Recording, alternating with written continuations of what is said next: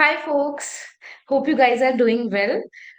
So today we are going to start new topic that is force and pressure.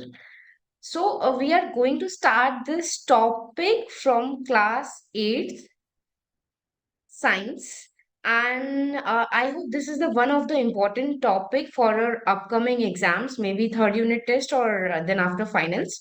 So we are going to start with force and pressure, and we are going to understand each and everything about it, about the different type of forces. So we are going to understand about the force, what is it, and what are the different type of forces.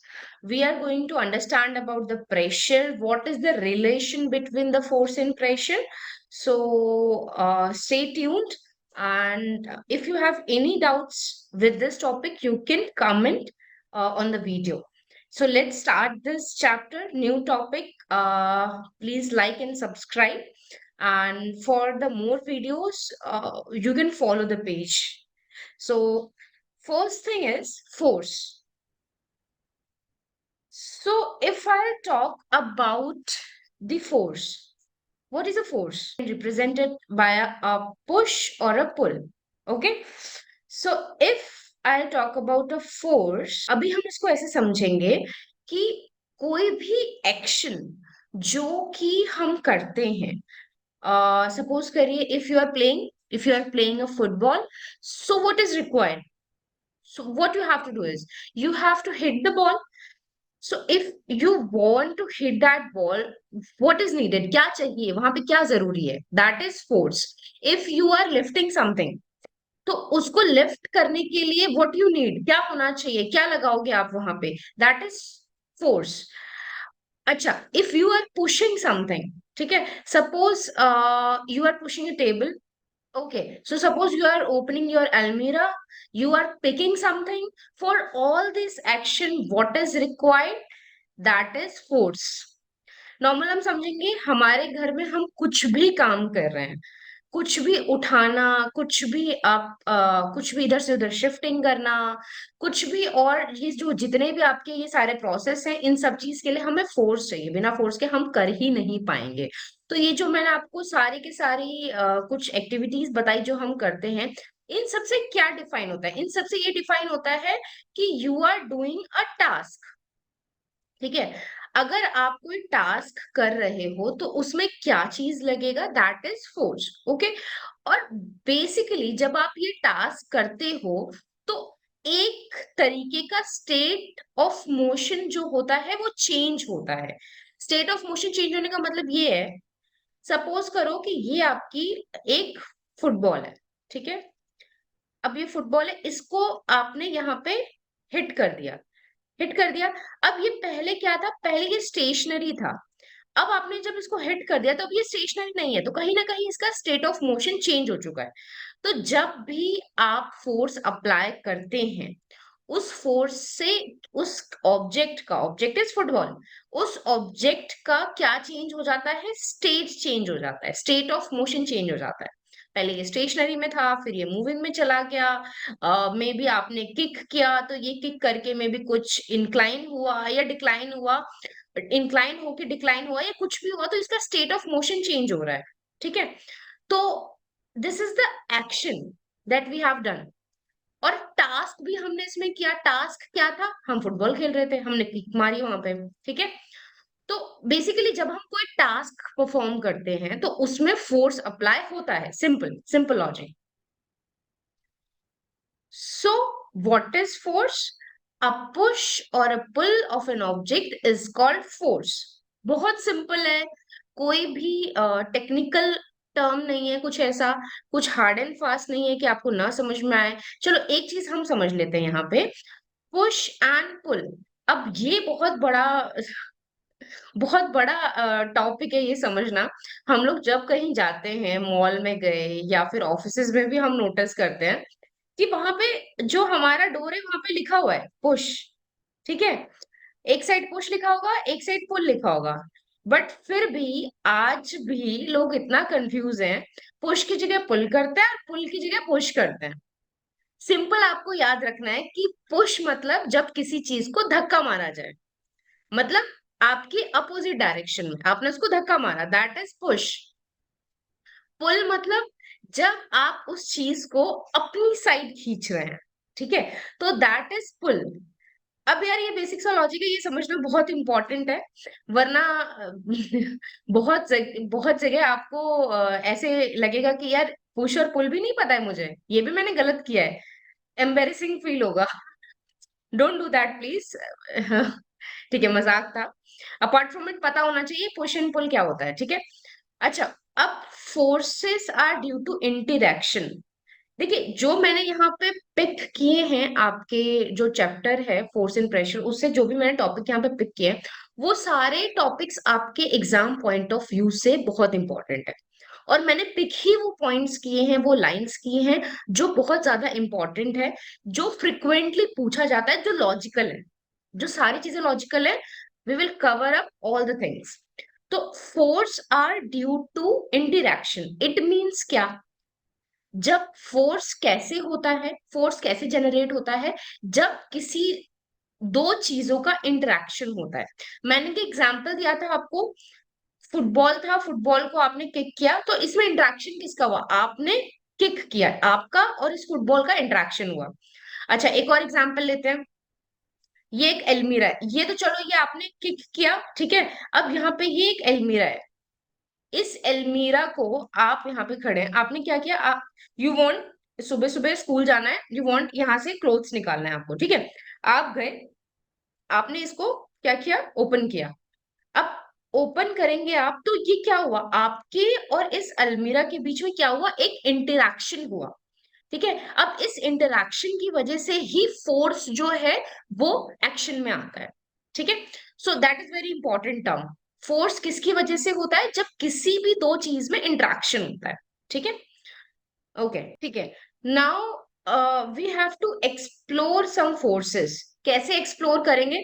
पहले एक logic देखेंगे, बाद में उन forces को name देंगे, ठीक है। पहले हम लॉजिक देखेंगे, लॉजिक क्या बोलता है? लॉजिक ये बोलता है कि हम फोर्सेस को दो टाइप से एक्सप्लोर कर सकते हैं, ठीक है। फोर्सेस को हमने क्या किया? दो टाइप से एक्सप्लोर किया। पहला टाइप कौन सा है? 1 और 2। सो फर्स्ट टाइप जो आपका वो क्या है? जो आपके फोर्सेस कहाँ अप्लाई होते हैं? सेम डायरेक्शन में अप्लाई होते हैं, ठीक है। पहला है same direction, same. And second, जी आपका फर्स्ट वन है। सेकेंड वन इज जब आपके फोर्स अपोजिट डायरेक्शन में अप्लाई होते हैं, ठीक है। एक हो गया सेम और एक हो गया अपोजिट। अच्छा, अब इसमें हमने एक्सप्लोर किया कि ये दो तरीके से फोर्स हो सकते हैं, या तो आप सेम डायरेक्शन में फोर्स लगा रहे हो, या तो आप ये जैसे एक ये फोर्स यहाँ पे लग रहा है और उसी के साथ में एक और फोर्स लग रहा है। अपोजिट डायरेक्शन में क्या है? एक फोर्स आपका यहां से लग रहा है, एक फोर्स उसके अपोजिट डायरेक्शन में लग रहा है। तो जब भी सेम फोर्स लगेगा, सेम मतलब एक ही डायरेक्शन में, सपोज करो ये डायरेक्शन में, ठीक है, एक ही डायरेक्शन में दोनों फोर्स लग रहे हैं, तो इनका एडिशन हो जाता है। सपोज करो ये आपका फोर्स है एक्स, ये आपका फोर्स है वाई, तो जो टोटल फोर्स हो गया that is x plus y, ठीक है। ये आपका फर्स्ट वाला लॉजिक हो गया, जहां पे आपके फोर्स सेम डायरेक्शन में लग रहे हैं। नेक्स्ट जो आपका पॉइंट है यहाँ पे, वो है अपोजिट डायरेक्शन में जब आपके फोर्स लग रहे हैं, ठीक है। अब अपोजिट डायरेक्शन जो है, अपोजिट डायरेक्शन का मतलब जैसे मैंने आप बताया, एक यहां से फोर्स लग रहा है, एक यहां से फोर्स लग रहा है, ठीक है। या फिर ये भी हो सकता है कि एक फोर्स यहां लगे और एक फोर्स यहां लगे, ये भी अपोजिट डायरेक्शन है, ठीक है। इन दोनों केसेस में आपका ये मानो x है, ये मानो y है, तो जो फोर्स है x माइनस वाई हो जाता है। क्योंकि ये जो फोर्स है, ये फोर्स क्या हो रहा है? ये अपोजिट डायरेक्शन में लग रहे हैं, अपोजिट डायरेक्शन में अप्लाई हो रहे हैं, ठीक है। तो अपोजिट डायरेक्शन में जब भी फोर्स अप्लाई होगा, उसका क्या हो जाएगा? जो उसका नेट फोर्स आएगा ना, वो डिफरेंस आएगा दोनों फोर्सेस का। और अगर सेम डायरेक्शन में लगता है, तो वो दोनों ऐड हो जाएंगे। होप ही क्लियर है? यहाँ पे हमने क्या एक्सप्लोर किया? जो हमारा फोर्स है वो दो तरीके से लग सकता है, या तो सेम डायरेक्शन में या फिर अपोजिट डायरेक्शन में। Hope it is clear? Okay, so ठीक है, तो वो चीज आपको समझ में आ गई है कि आपके जो फोर्सेस हैं वो किस तरीके से अप्लाई होते हैं। अच्छा, a force can change the state of motion. ये मैंने आपको एक लाइनर में समझाया था कि एक फोर्स से स्टेट ऑफ मोशन कैसे चेंज होता है। फर्स्ट सेकंड स्लाइड में हमने पढ़ा था स्टेट ऑफ मोशन चेंज हो रहा है। लेकिन इस स्टेट ऑफ मोशन चेंज होने की वजह से होता क्या है, क्या क्या चेंज हो सकता है? या तो उस ऑब्जेक्ट का स्पीड चेंज हो सकता है, ठीक है, या तो उस ऑब्जेक्ट की डायरेक्शन चेंज हो सकती है, या फिर दोनों चेंज हो सकता है, ठीक है। अब इसी चेंज को हम क्या कह देते हैं? Change in its state of motion, ठीक है। हमने जैसे कि एक एग्जांपल, मैंने आपको एग्जांपल समझाया था, उसी एग्जांपल को हम फिर से रिपीट करते हैं, इसको थोड़ा सा ज्यादा इलेबोरेटिव वे में पढ़ने के लिए। वो सबसे कॉमन एग्जांपल है, इजी है समझना उसको। जैसे यहाँ पे आप हो, आपने यहाँ पे फुटबॉल को किक किया। किक करने के बाद में जरूरी तो नहीं है ना कि वो सेम डायरेक्शन में आपने किक किया होगा, यहीं पे सामने किक किया होगा। हो सकता है आपने यहाँ किक कर दिया हो सकता है आपने यहाँ पे किक कर दिया हो। तो जब आपने यहाँ किक किया या फिर यहाँ किक किया, राइट और लेफ्ट और मे बी कहीं भी इस साइड किक कर दिया, तो इससे क्या चेंज हो गया? आपका डायरेक्शन चेंज हो गया, ठीक है। डायरेक्शन चेंज आ गया।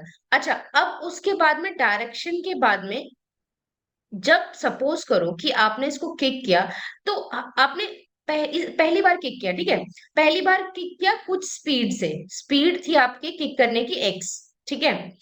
फिर उसके बाद में नेक्स्ट वहां पे एक प्लेयर आया, यहाँ पे ये एक और प्लेयर है, ठीक है। ये बॉल इसके पास आई। अब ये बॉल पहली बात तो जब यहाँ से आपने किक किया, इस टाइम पे इसकी स्पीड अलग थी, जब इसके पास ये पहुंची फिर ये रेस्ट पे आ गई, ठीक है। फिर इसने क्या किया? फिर से इसको किक किया। जब किया तो जरूरी नहीं है कि आपने जो किक किया वो वाला स्पीड और जो इन्होंने किक किया वो वाला स्पीड वो सेम हो, ठीक है। दोनों के फोर्स जो है, दोनों का फोर्स डिफरेंस होगा। फोर्स डिफरेंस होने की वजह से स्पीड भी चेंज होगी। तो अगर आपका जब स्पीड एंड डायरेक्शन दोनों जो है, दोनों या दोनों में से एक कोई चेंज हो रहा हो, तो इसका मतलब आपका क्या चेंज हो रहा है? स्टेट ऑफ मोशन चेंज हो रहा है, ठीक है। Hope it is clear. आज के लिए बस इतना ही, और नेक्स्ट वीडियो में हम इस चैप्टर को कंटिन्यू करेंगे, ठीक है। सो कनेक्टेड रहिए, सब्सक्राइब करिए और इसको समझिए, और कोई भी डाउट आता है तो please mention it in comment. So अगर कुछ इम्प्रूवमेंट्स हैं तो प्लीज बताइए कि what we can do more, किस तरीके से, कौन सा टॉपिक है जो आप लोग पढ़ना चाहते हैं, कौन सा ऐसा टॉपिक है जिसमें की प्रॉब्लम ज्यादा आती है, मैथ्स में, साइंस में, किसी में भी, तो हम वो टॉपिक कवर अप करेंगे। अकॉर्डिंग टू एग्जाम्स हम चलेंगे, क्योंकि अभी उसी की बहुत ज्यादा जरूरत है, ठीक है। और उसी पे हम लोग प्रैक्टिकल नॉलेज लेते रहेंगे, हर चीज पे प्रैक्टिकल नॉलेज रहेगा, अंडरस्टैंडिंग रहेगी, तो एग्जाम इजीली क्लियर हो जाएगा, ठीक है। यहाँ पे आप लॉजिक समझेंगे, यहाँ पे आप टॉपिक तो समझेंगे, फिर आप जाके अपनी एक्सरसाइज प्रैक्टिस करेंगे, इट्स क्लियर। उसके बाद आपको कोई प्रॉब्लम नहीं आने वाली है, ठीक है। So thank you so much, thank you so much for watching, and we will meet in next video. Thank you.